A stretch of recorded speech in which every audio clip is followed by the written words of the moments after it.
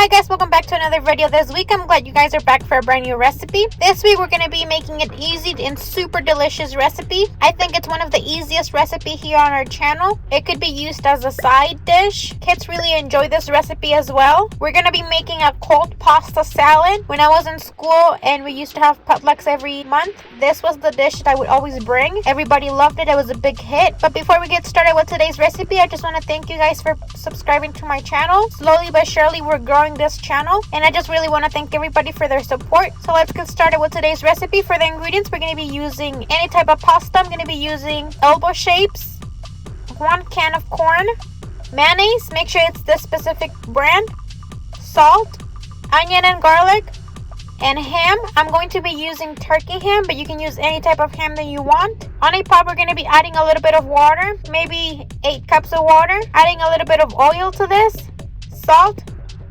half of the onion and 1 garlic clove. We're going to cover this really good and we're going to put it on the stove for it to boil.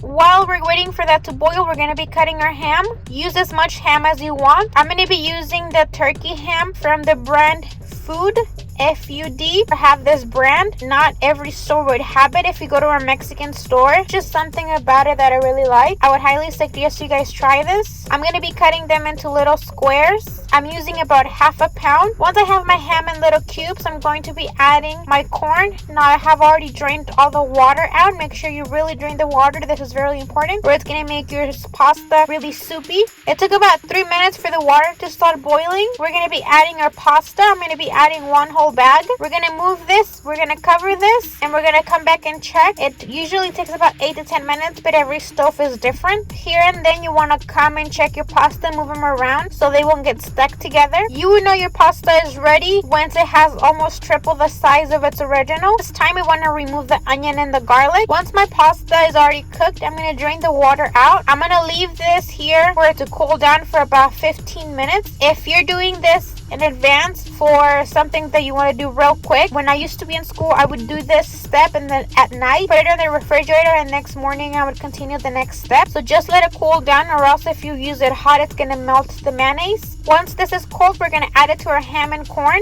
We're going to be adding about 1/3 to 1/4 cup of mayonnaise. You can add as much as you'd like. People also use sour cream if you want to be a little bit on the healthier side. It depends on you, but I don't really like the taste of how it tastes. I don't really like how it tastes with sour cream, so I've always used mayonnaise instead. We're going to mix this very well. And to this dish, you can change it however you want. Instead of ham, you can use tuna. You can add pineapple to this. You can add some veggies, potatoes, carrots, chickpeas. There's very different varieties that you can do with this, but this for me is a big hit. When I used to do potlucks back in high school, I was in cosmetology class, so every month we would have a potluck, and this was something that most of the time I would bring, just because it was something easy. Class was very early and everybody loved it, so why not just do it? And this is the end result for this recipe.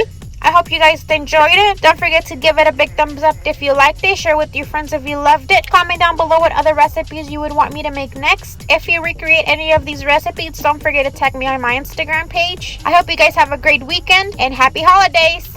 Bye!